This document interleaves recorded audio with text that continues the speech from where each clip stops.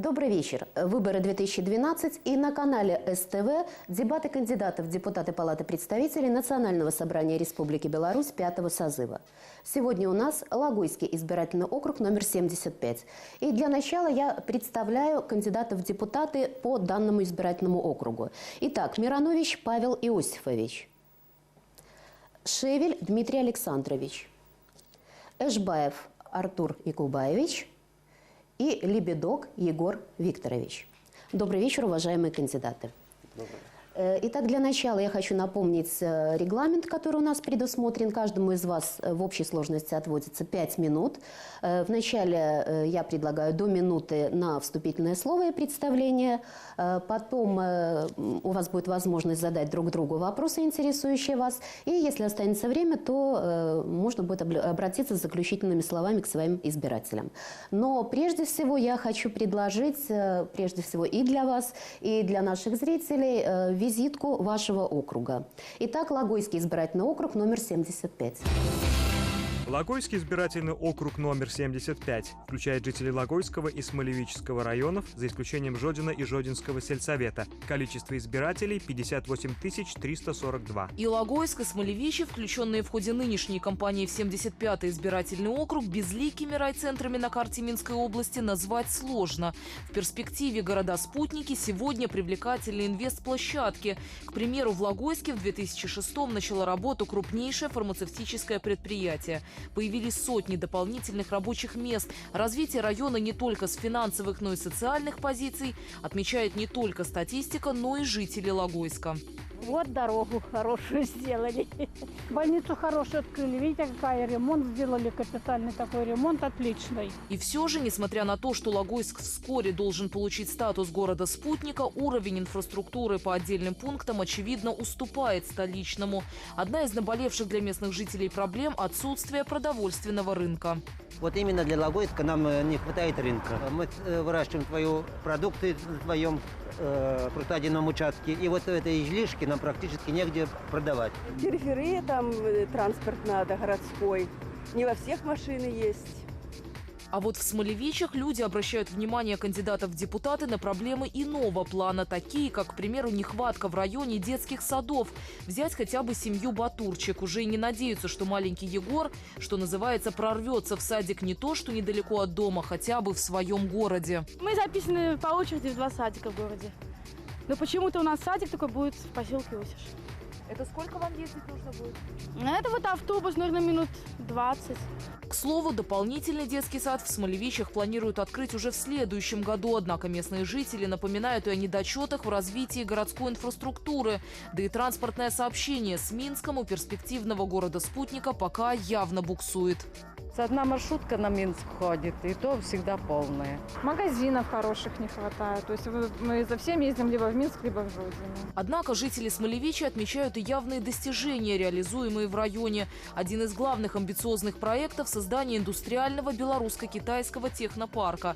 А это миллиарды инвестиций и сотни новых рабочих мест.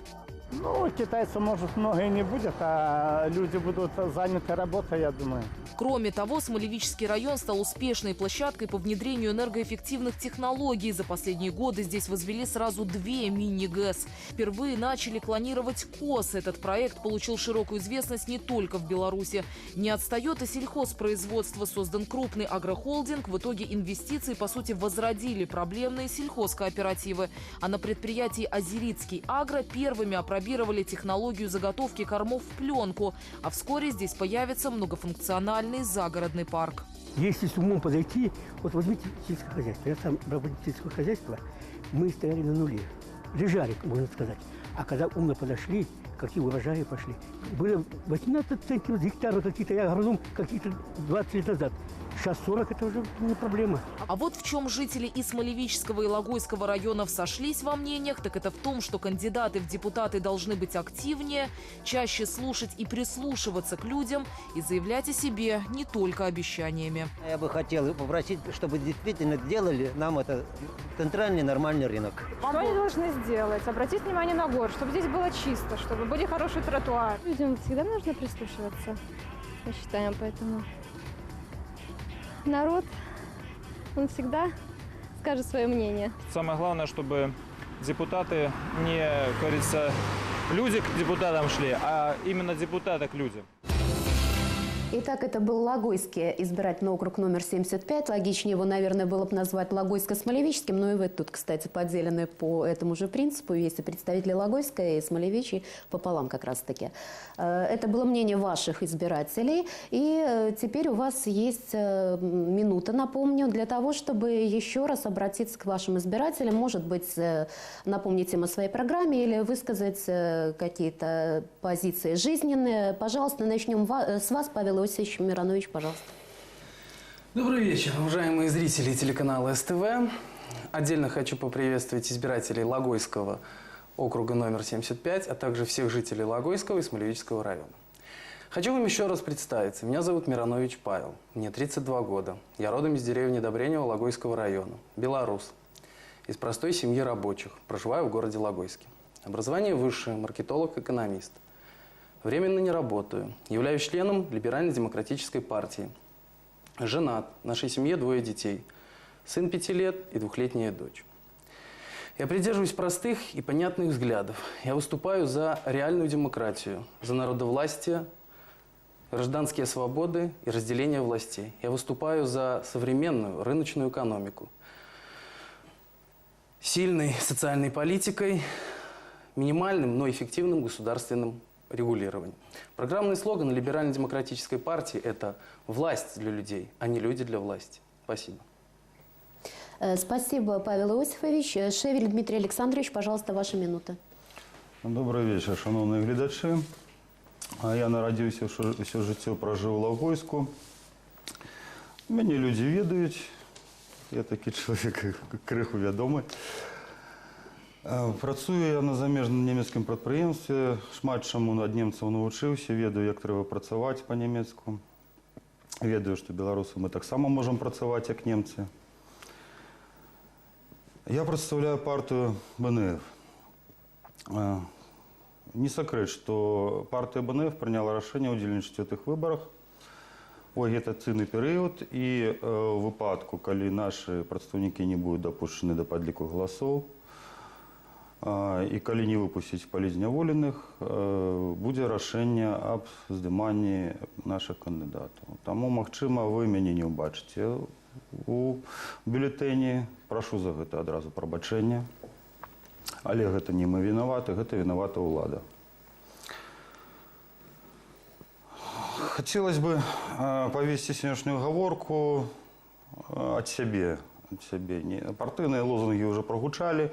У сераду был видеовыступ, по радио был выступ, и в газете будет надрукованная программа. Я хочу просто по-человечески поговорить с вами. Ну, мы гаворку протягнем, я даю слово наступному человеку. Дякую. Дякую, Дмитрий Александрович. Зараз у нас Эшбаю Артур Якубаевич. Коли ласка.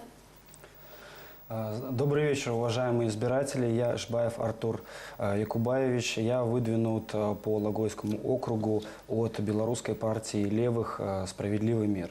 Я работаю простым рабочим, слесарем, ремонтником в национальном аэропорту Минск.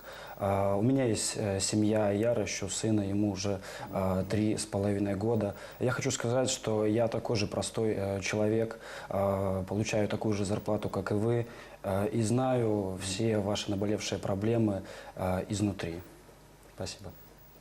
Спасибо, Артур Якубаевич. И сейчас у нас минута для следующего кандидата. Это Лебедок Егор Викторович. Пожалуйста, Егор Викторович.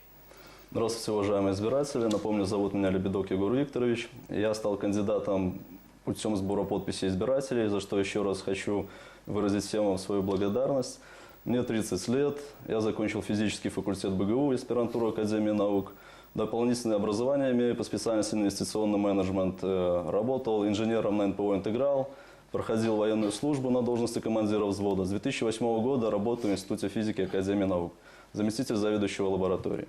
С рождения проживаю в городе Смолевичи.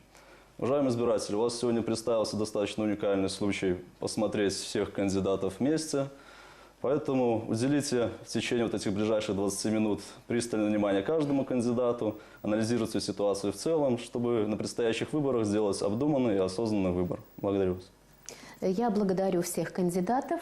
У нас даже определились лидеры с точки зрения оперативности представления себя в эфире. Да. Теперь у нас мы непосредственно переходим непосредственно к дебатам. Сейчас в той же очередности, которая предусмотрена жеребьевкой, вы будете иметь возможность задавать вопросы. Я только напомню, что каждый из вас может задать вопросы как всем участникам, так и кому-то конкретно. И начинаем мы, Павел Иосифович Миронович, снова с вас. Пожалуйста, ваши вопросы. Спасибо.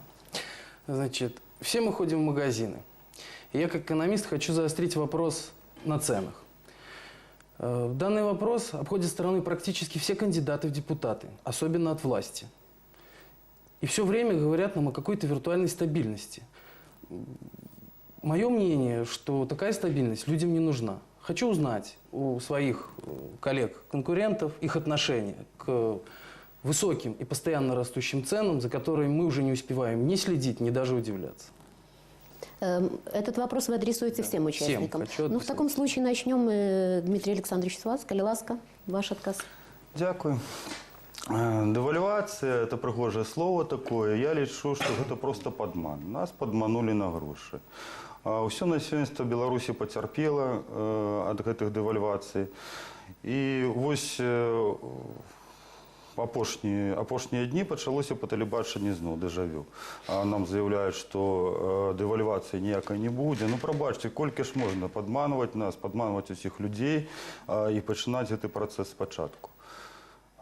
Я лічу, що треба ламати систему, треба реформувати економіку.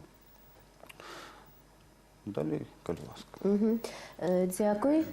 Артур Якубаевич Ижбаев, пожалуйста, ваш ответ. В моей программе говорится, что я требую справедливости.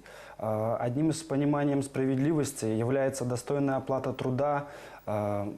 Также это разумные цены на товары, услуги, на коммунальные, бытовые, транспортные услуги.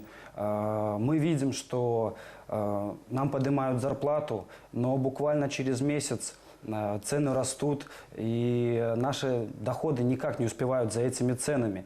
В нормальных соседних государствах, той же самой России, Украине, Польше, ценовой политикой занимаются национальные банки, центробанки. В этих странах чеканится своя монета, что дает уверенности людям, что за эти деньги можно через несколько лет будет что-то приобрести. А у нас печатаются фантики, которые ничем не обеспечены. Постоянно падает золотовалютный фонд, что в принципе вызывает обесценивание нашей валюты, что и отражается также и на росте цен. Только жесткая ценовая политика, своя национальная валюта, не белорусский рубль как разменный билет Национального банка, а именно твердая валюта с отчеканенной монетой, чтобы мы были спокойно уверены в том, что послезавтра мы придем в магазин и купим молоко или хлеб по той же цене. Спасибо. Вы только о долларе или о евро, я не очень поняла. Спасибо. Егор Викторович Лебедок, ваш ответ. Безусловно, и как гражданина, и тем более как кандидата в депутаты, рост цен меня никак не устраивает. Это, думаю, всем понятно, очевидно. То, что система финансово-экономическая Республики Беларусь нуждается в некоторых определенных коррективах, это, безусловно, я думаю, понятно сейчас и любому гражданину. Тем более, что сейчас мы вступили в единое экономическое пространство с Казахстаном и Российской Федерацией. И с 1 января 2013 года вступает целый ряд ограничений, в частности, на инфляцию.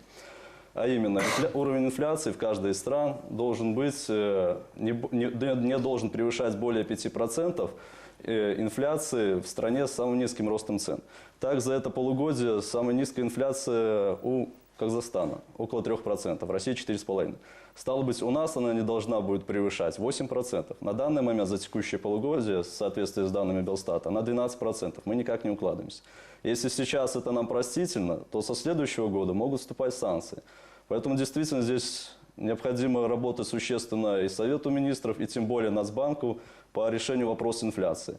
Но это вопрос не чисто финансового рубля, это, конечно, и экономический вопрос. Действительно нужно уже употребить здесь можно, набившее оскомину словосочетание, повышать производительность труда. Причем не на словах, не на статистической отчетности, а реальными делами. Спасибо, Егор Викторович. Далее у нас время для вопросов. Дмитрий Александрович Шевель. Дмитрий Александрович, Моє питання, дякую. Людям зараз абсолютно не цікаві ці вибори. Вони не цікаві, тому що від виборів до виборів нічого не міняється. Кольки не вибирай, а змінів нема. Значно цікавіше було б вибирати вертикальщиків, тих самих мерів, керівників облвиконкому, райвиконкому, які справді вирішують проблеми. Коли б вони відказували перед народом, а не перед тими, хто наверху, вони б, я думаю, робили свою справу ліпше. Як ви ставитеся до виборності менавіта ось гэтых людей, вертикальщиков? Дякую. Павел Иосифович, вы первый. Спасибо, Дмитрий Александрович, за хороший вопрос. Мое личное мнение, это как бы неизбежно нас ждет. Мы к этому все равно придем рано или поздно. Местных руководителей нужно избирать, чтобы они работали для людей, которые живут на территории, а не назначали их из разных областей, регионов и так далее. Плюс также партия либерально-демократическая в своих программных документах об этом заявляет. Поддерживаю, к этому надо идти, стремиться, и это скоро будет. Артур Якубаевич Ишбаев, ваше мнение? Спасибо за вопрос. Все мы знаем, что депутат – это представитель народа. Этот представитель народа заседает в каком-то местном законодательном органе, либо же в парламенте. Он принимает те или иные законодательные акты, которые направлены для улучшения нашей с вами жизни. Дело в том, что в нашей стране сложилась такая ситуация, что исполнительная власть не подчиняется законодательной власти. Что, как я считаю, неправильно, потому что именно таким путем построенная администрация, она зависит не от народа, не от представителей народа, она отвечает перед более вышепоставленными чиновниками. Именно когда они будут держать ответ перед народом и его представителями, я считаю, что будет четко и выполняться указания законодательных органов, и их должны выбирать именно, я считаю, что депутаты, так как это, в принципе, более экономически выгодно, чем всеобщее голосование. Только так можно достичь контроля над исполнительной властью. Спасибо. Спасибо. Егор Викторович, ваше мнение? Я также поддерживаю переход к системе выборов руководителей местных властей. Безусловно, это весь мировой опыт говорит о необходимости этого. Тогда и местные власти более подконтрольны гражданам, в интересах их работают, конечно же.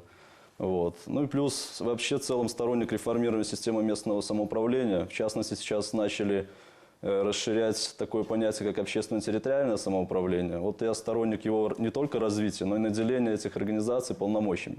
Чтобы граждане не просто отвечали за конкретную территорию, но и имели некие полномочия спросить у местных властей некоторого содействия, финансовые свои счета, чтобы были, ну и в целом, чтобы они были хозяевами на своей земле. Спасибо. Я благодарю вас и хочу обратить ваше внимание на сейчас наш таймер, поскольку времени не так много, а мы задали, я так понимаю, минимум половину вопросов. Правильно я понимаю, да? Ишбаев Артур Якубаевич, пожалуйста, ваш вопрос. У меня будет такой вопрос к присутствующим здесь кандидатам. Считаете ли вы, что в нашей стране именно 23 сентября, именно сейчас, возможны честные, свободные, прозрачные выборы? Возможно ли в них какая-то конкуренция? И считаете ли вы возможным свою победу в них? Спасибо. Пожалуйста. Спасибо, Артур Якубаевич, за хороший вопрос. Скажу сразу, что у нас с этим есть большие сложности. Расскажу лично о себе. Значит, хочу донести до своих избирателей, что на протяжении всей избирательной кампании на меня оказывается сильное административное давление. Меня намеренно лишили работы, давили на членов инициативной группы и доверенных лиц. Предлагали уйти с дистанции, освободив дорогу провластному кандидату. Но 1 сентября президент заявил, что истинная оппозиция пойдет до конца и будет отстаивать интересы людей. Я и есть конструктивная истинная оппозиция, представитель либерально-демократической партии. Я пойду до конца. Чиновники у нас защищают только чиновников и свое спокойствие. А кто защитит простых людей? Кто защитит всех нас? Спасибо.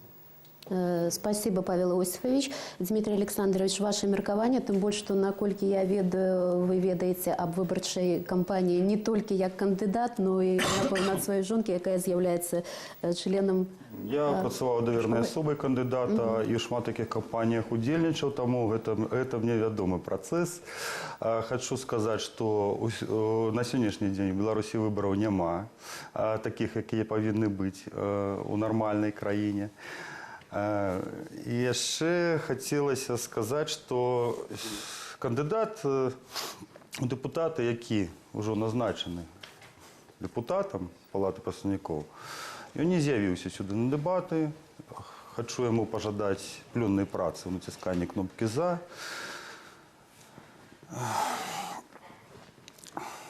І яшчэ хочу сказаць, што 23 верасня для мяне асабіста это будзе дзень баршча. Я буду займацца сваёй паўсядзённай працай, я буду займацца хатняй гаспадаркай і на выбарчы участак не пайду. Дзякуй.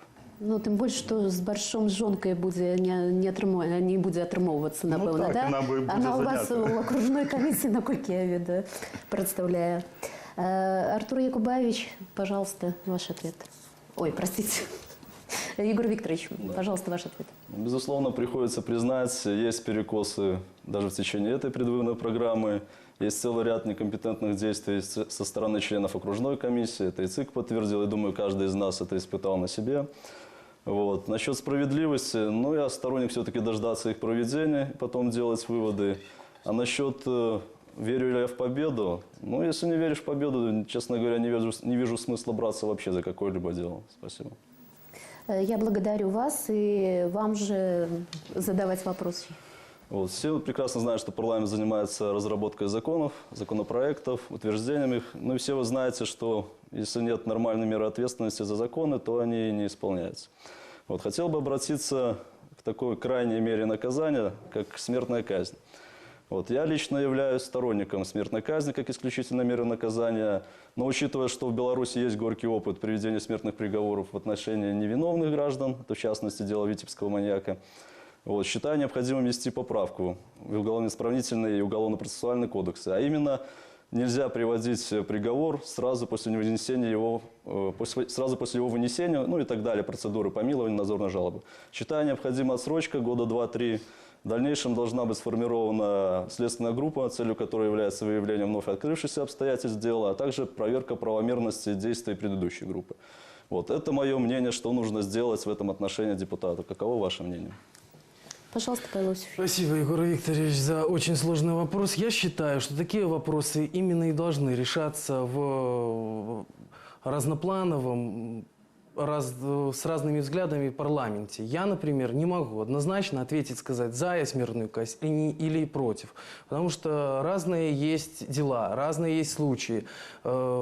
Страшные преступления, конечно, люди оценивают только с той же степенью жестокости, с которой было оно сделано. С другой стороны, проходит время, и что-то лечишь, что-то не лечишь, что-то остается. В принципе, лишать человека жизни – это, наверное, прерогативы коллегиального органа, того же парламента, который должен определиться. Должны 110 депутатов в дискуссии, в дебатах решить. И, скорее всего, только так. Потому что однозначно этот вопрос ответить нельзя, и я на него не отвечу. Спасибо. Спасибо. Дмитрий Александрович, калі ласка. А я катэгарычна супраць смертной казни, тому я адкажу просто. Бог даў нам жыццё, і толькі Бог мае яго права забраць.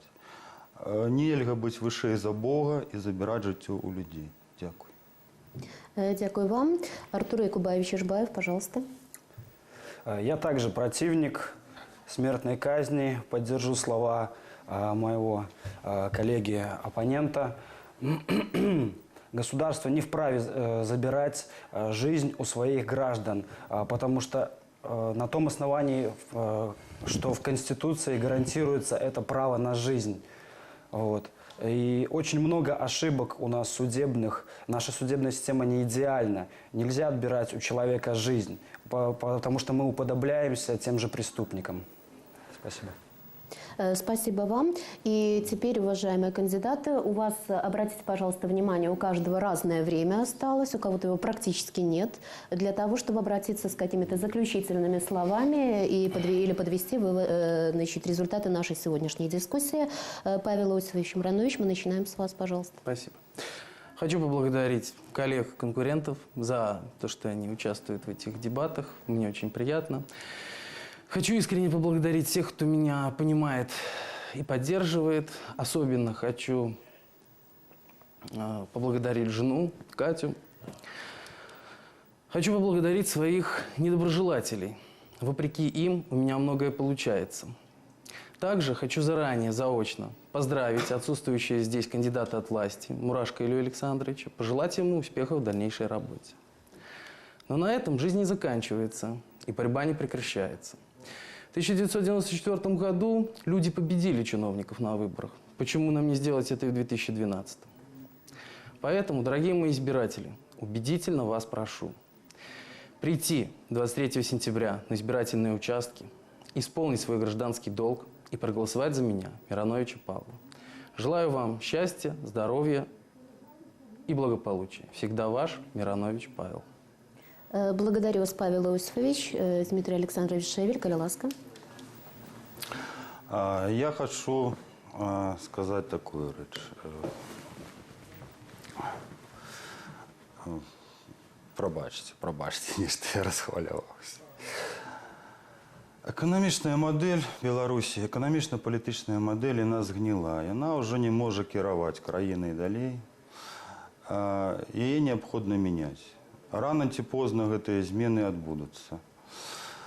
Наша задача зрабіць так, каб гэтыя змены не былі балючымі для насельніцтва і своечасова перайсці да той мадэлі, якая нам больш падыходзіць. Хопіць блукаць па лесе, ёсць уже протаптаны шлях, які прайшлі шмат якія постсавецкія краіны. Трэба проста ўзяць за прыклад якую-нибудь мадэль паспяховай эканомікі. Напрыклад, мне падабаецца мадэль Эстонии. Калиласка, вы бачите, что ваш час вышел, и как ваши оппоненты потом не обвинувачивали, что мы вам некие провели тут, представили. Я вымушена передать слово Артуру Якубаевичу Ишбаев. Обратите только внимание, что у вас тоже крайне мало времени осталось. Я хочу поблагодарить всех, кто меня поддерживает, своих оппонентов за приятную беседу. Я требую справедливости и в своем требовании пойду до конца. Приходите 23 сентября, и вы сделаете первый шаг. Спасибо. Спасибо, Артур Якубаевич. Егор Викторович Лебедок, вы у нас завершаете, пожалуйста. Уважаемые избиратели, один из пунктов моей программы – это консолидация белорусского общества, содействие диалогу между властью и оппозицией. Хочу сказать, что мне понравились сегодняшние дебаты, прошли они в конструктивном вполне русле, за что благодарен своим коллегам, оппонентам, не знаю, как правильно назвать. Надеюсь, что при избрании меня депутатом парламента удастся наладить этот диалог на государственном уровне. Все-таки все мы хотим процветания в нашей стране, каждый по-своему, правда. Но наша задача людей умных – найти общий, так скажем, канал развития и двигаться для благополучия Беларуси в дальнейшем для занятия полноценного места на мировой арене. Спасибо, Егор Викторович. Я благодарю всех участников сегодняшней дискуссии. Я напомню, что это были кандидаты в депутаты Палаты представителей Национального собрания Республики Беларусь 5-го созыва по Логойскому избирательному округу номер 75. Именно избирателям этого округа определять, кто из кандидатов займет место в Палате представителей нового созыва. Так что выбор за ними. Ну а какой вообще будет депутатский корпус Беларуси, это зависит от каждого из нас. Выбор за нами. До свидания.